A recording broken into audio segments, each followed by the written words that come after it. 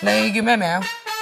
大家好，我叫咩咩。如果冇人揾到我名，你叫咩名？我姓田嘅，咁啊佢哋就叫我做田雞嘅，田雞幾好啊，煲粥都可以啊嘛。咁你平時有咩愛好啊？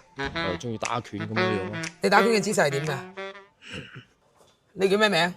田雞細佬田氹咯，你平時中意有咩愛好？跑下酷咁咯。咩叫跑酷啊？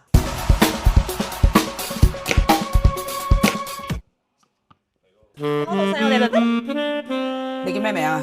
我叫范范啊，因為我中意食飯飯，耶！